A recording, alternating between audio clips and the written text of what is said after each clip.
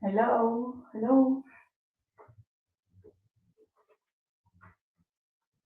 hello everyone. Let me see if this is working. Let me just check 1 second. This is the first time I do this, so I want to double check.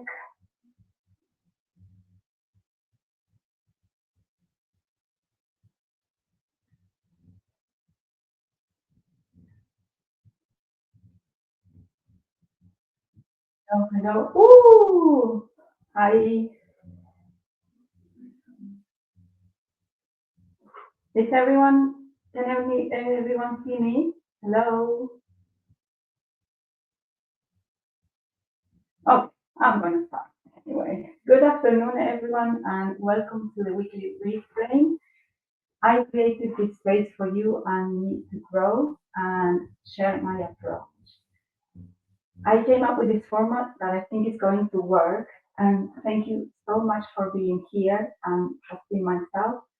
And also, hi, Surya. Thank you for confirming that this works. Thank you so much. And thank you for trusting yourself as well. So, if you're here, it means that you want to try something different for yourself because what you're doing no longer serves you, or because the results you don't see the results yet. Hey, Vanessa. So the weekly reframe will be live each Friday at 1 p.m. And how it works is you send me your questions by Thursday, 5 p.m. UK time, and then I'll be answering with my approach.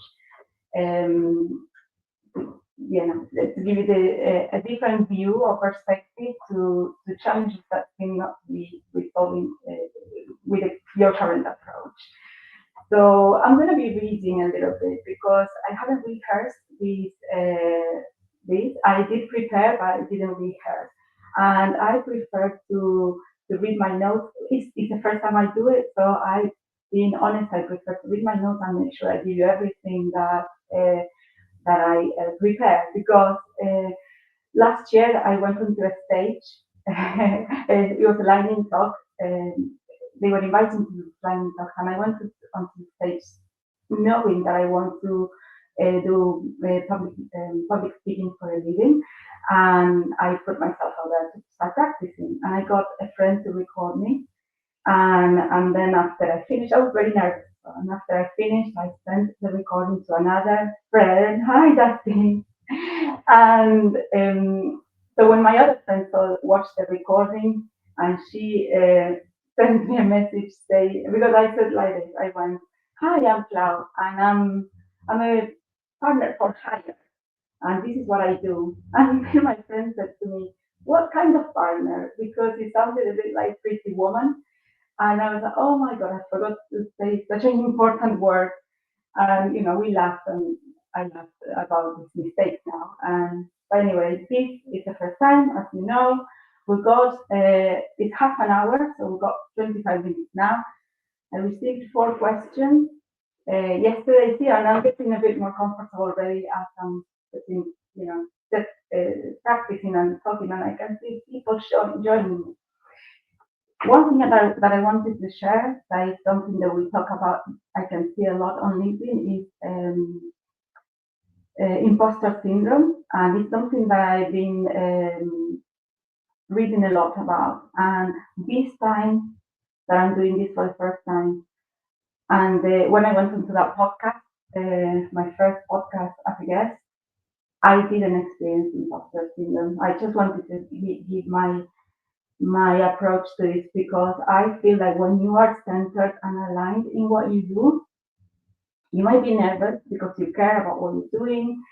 You got people watching you, but I, I honestly don't feel like an imposter. So that's something I'm gonna write about in the future because I think there's a lot of misunderstanding with imposters. But anyway, that's something else. So the first question I is that I feel stuck reconciling my creative impulses with career advancement. It's causing anxiety, confusion, and a loss of clarity. I want to build a sustainable plan that honors both. Thank you very much for sending me this question. I think this is very common. It feels like people are stuck between a rock and a hard place, navigating these two competing identities. Because first you have on one hand the secure place, that safety, that I don't know if it's a salary or I don't know much about this person, but there is that safety. And on the other hand, it's the creativity, that intuitive part, the true self, which is the one that is more expressive. So what my approach to this is, and again, I don't know if this person with that career advancement means I'm just making ends meet or I'm earning a high salary.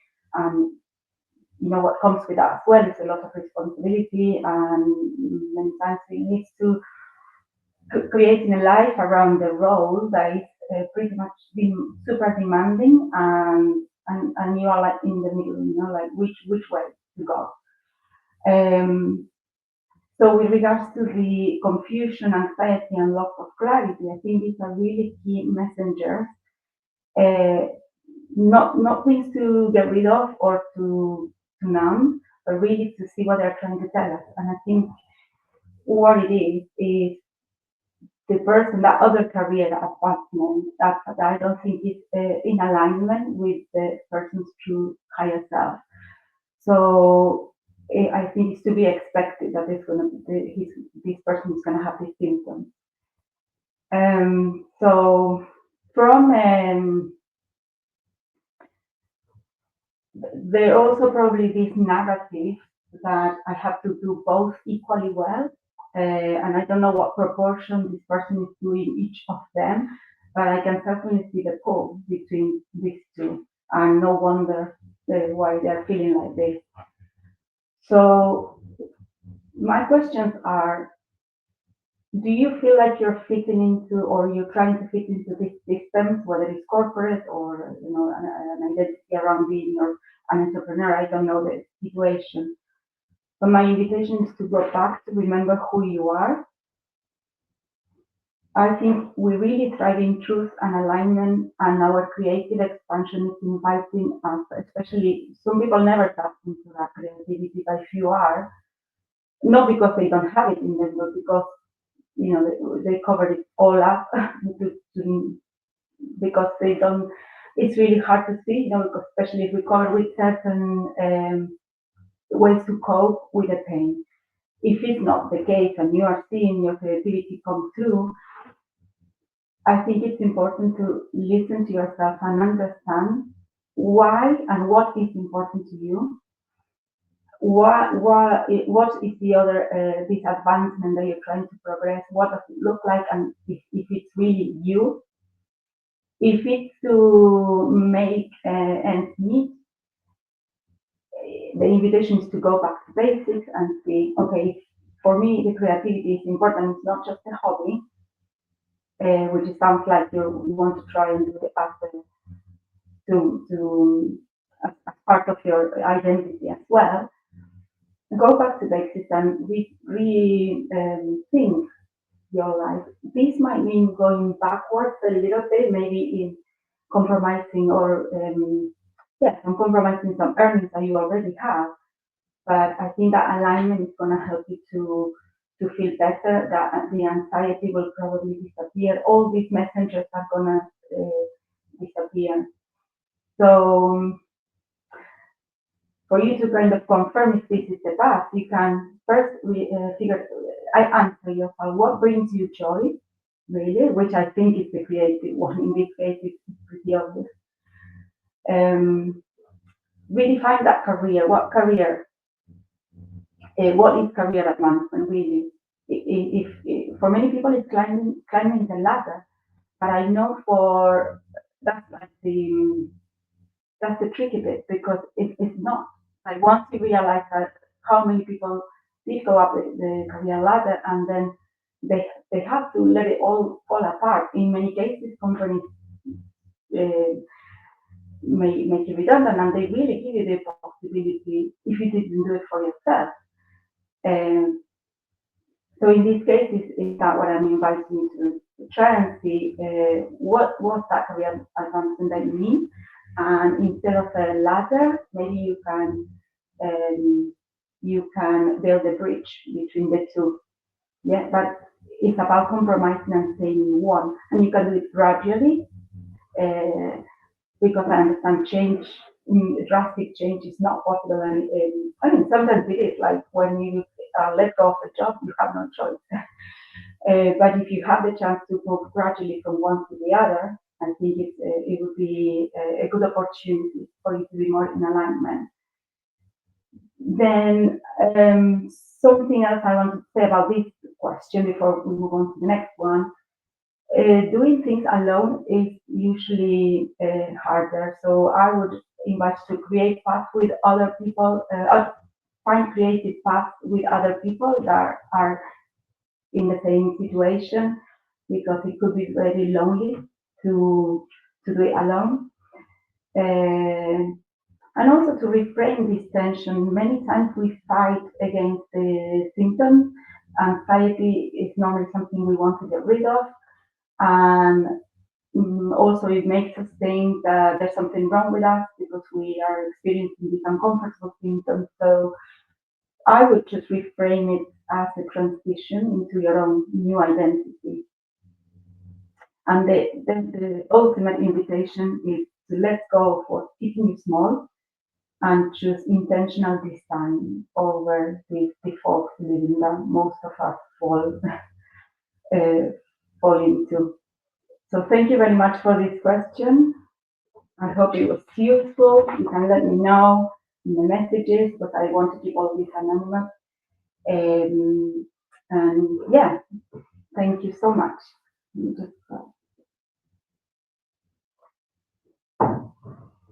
Okay.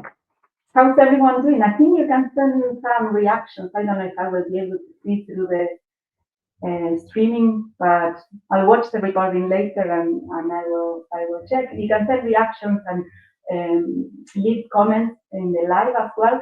Remember, this is being recorded. It will be on my LinkedIn, and people can watch it afterwards. I think it'll be really good to see what people think about what I'm saying, or also if there are any questions um, based on what I'm sharing live, the questions things I didn't cover, for example, or if people want to expand more, I can pick up after and answer those later in the comments.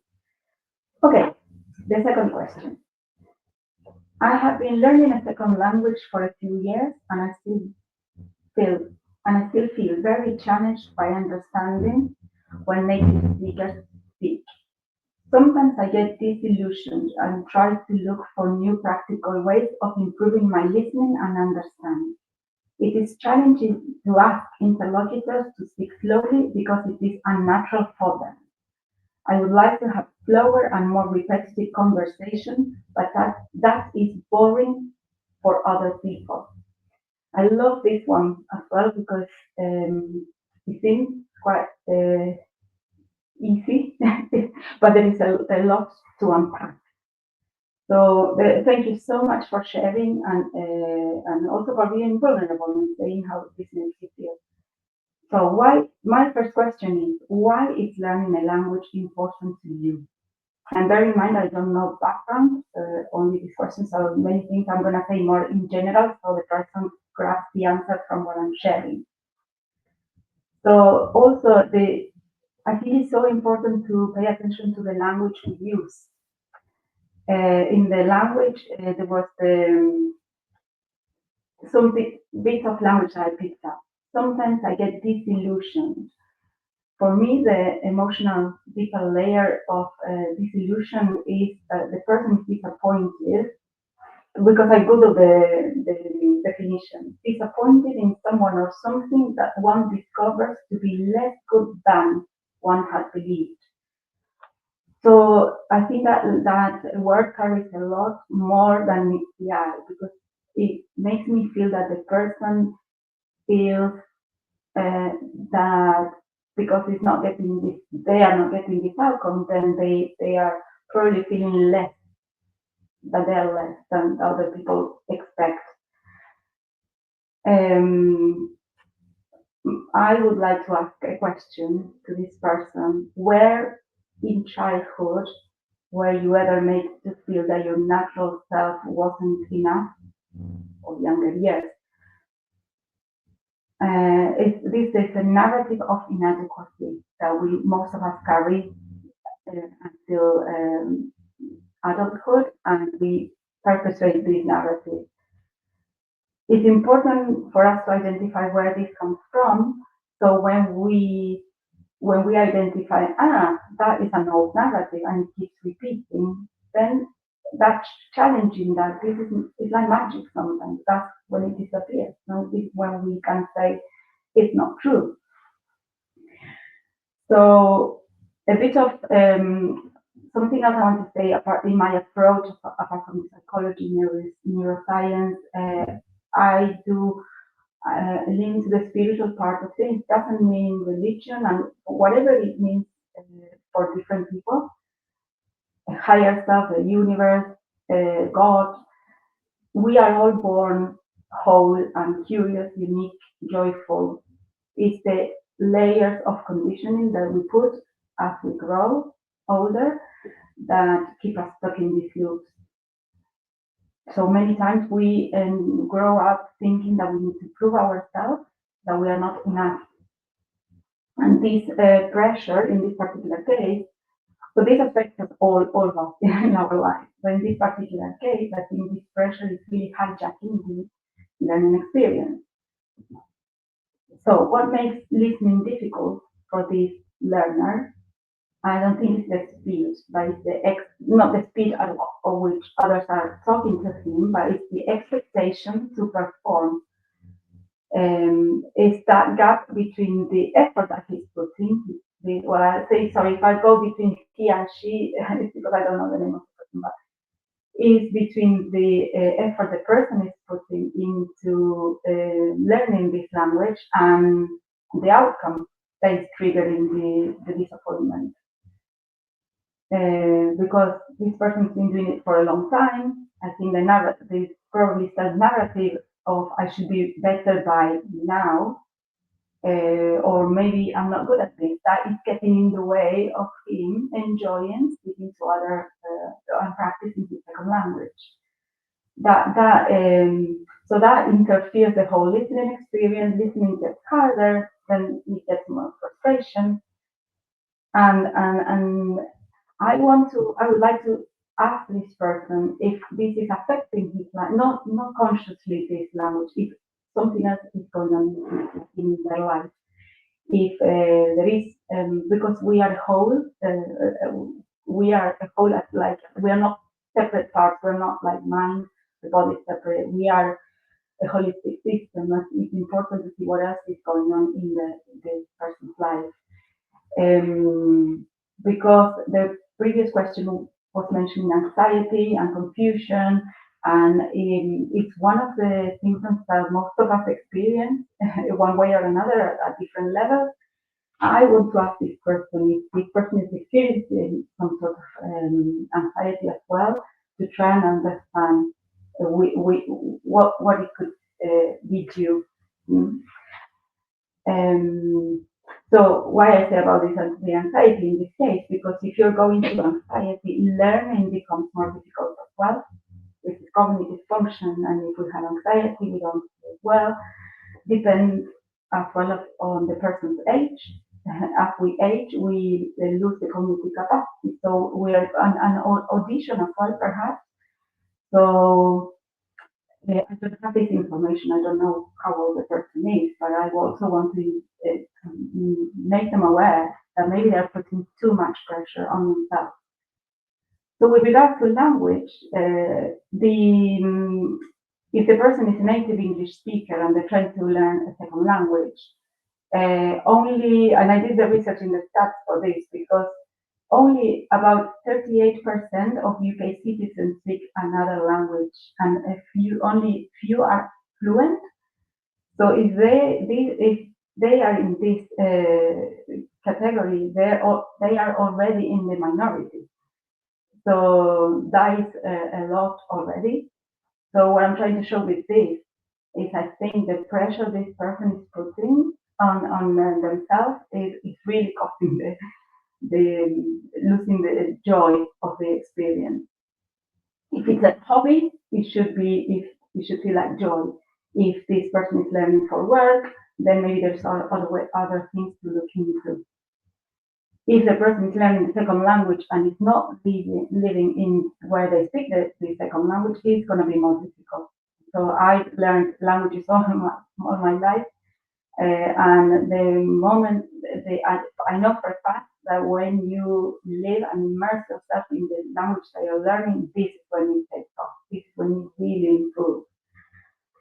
And also, okay, I'm gonna give a few points about this one because it applies to other things. So again, I'm talking about this question is about a language, but you can apply this to any other thing that you're embarking in your life. It could be all other things that you're learning, and not only learning. Like it could be running for a marathon. Like this applies because I talk about it, and even if it's not for a marathon, many people were disappointed at the marathon when I did the run last month because they had a lot of expectations for themselves, for the way they wanted the experience to be or the outcome to be. So this applies to anything. You can make it apply to other things.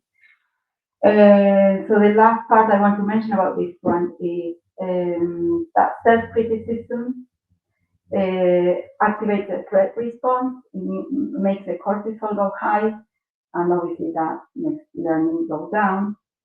What is needed in this case is more self-compassion and maybe the self-talk is important. Tell yourself, this is hard because I'm growing and my brain is still wiring. The last bit I want to say towards the end of the sentence was, I would like to have slower and more repetitive conversation, but that is boring for other people. And here is that part that we are assuming what the other person is feeling or thinking. I wonder if people have told him speaking with you is boring. I'm sure it didn't happen.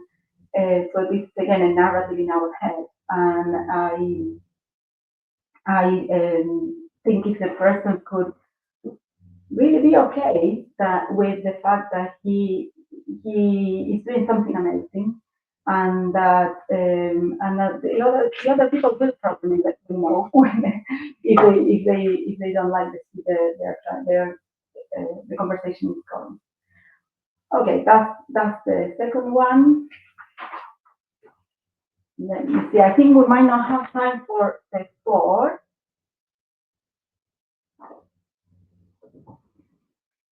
But I'll try.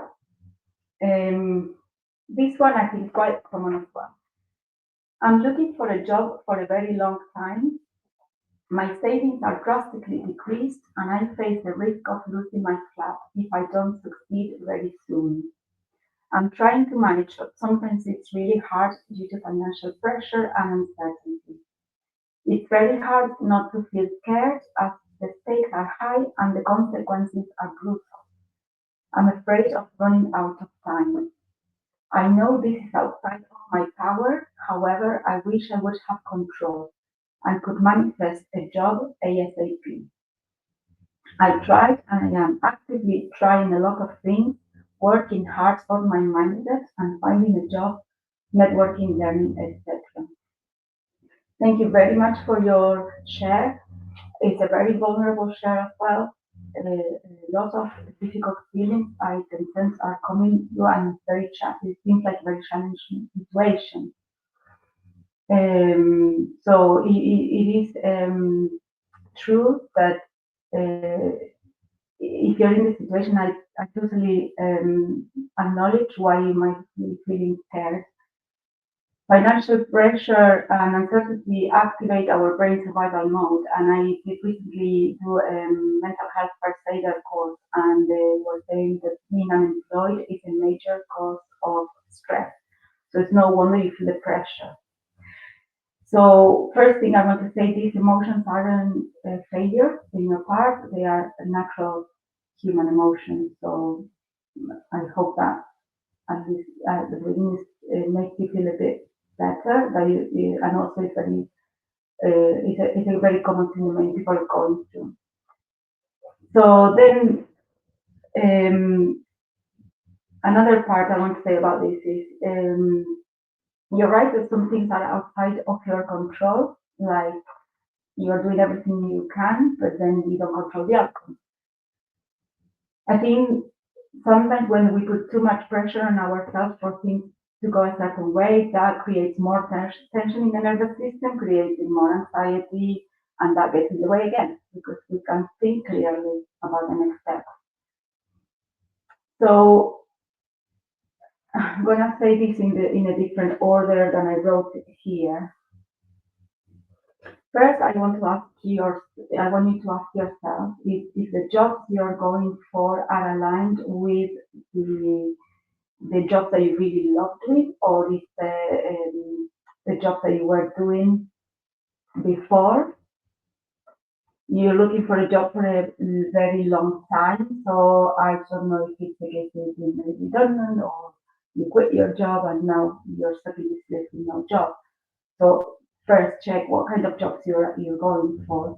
Then I would do a values exercise and try, again talking about alignment, what you're really the life you're creating for yourself is the life that you really want, the life of your dreams, that is doing things that give you energy, or is the things that you were doing so far. And because even if you got a job doing the same thing as before, were you happy with those things? Those are the questions I would love you to answer. Julia says unemployment is the root cause of a lot of our problems. Yes, but then there is more to dig into. This is the thing. Were we happy in the job before? Because I think this is my invitation to see where are, which are the things I would love to do in life. And many times it's the narrative.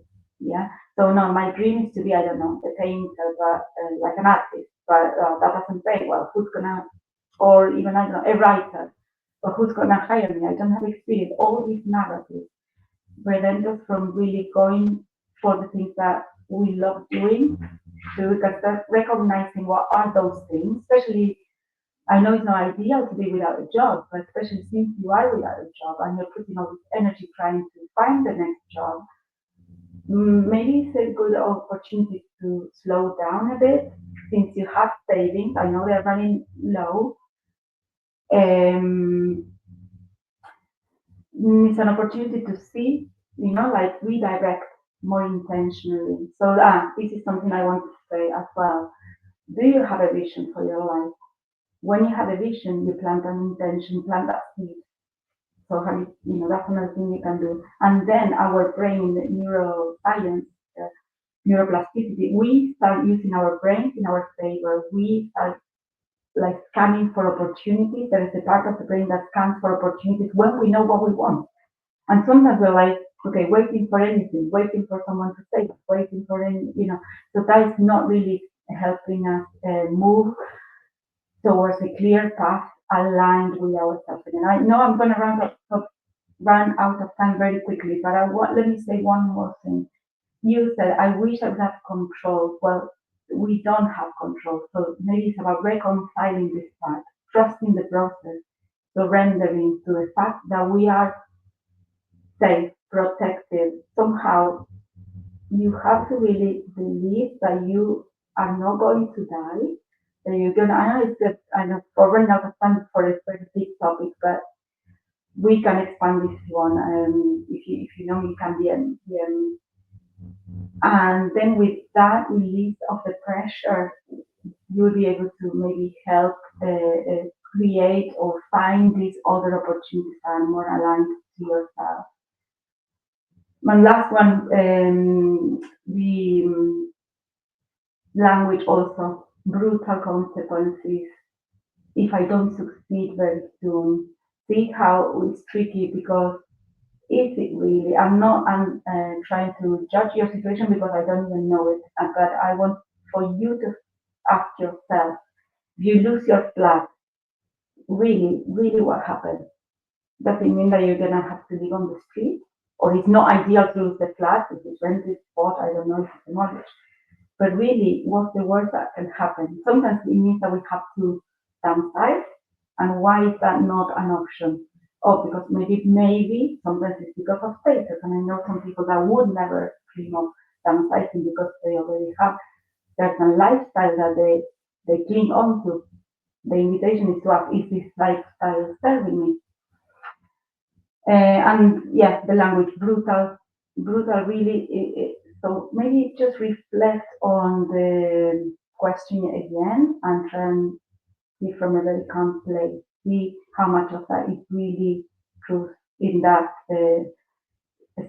sense that it was taught. Thank you very much. I'm going to leave it here. It's the first one. I think it's so lovely to see so many of you, and thank you for the engagement as well. And I'll see you next week. I look forward to your feedback. More questions, you can DM me, and you can, yes, and the form is somewhere there to send me more questions for next week. Thank you very much. Bye.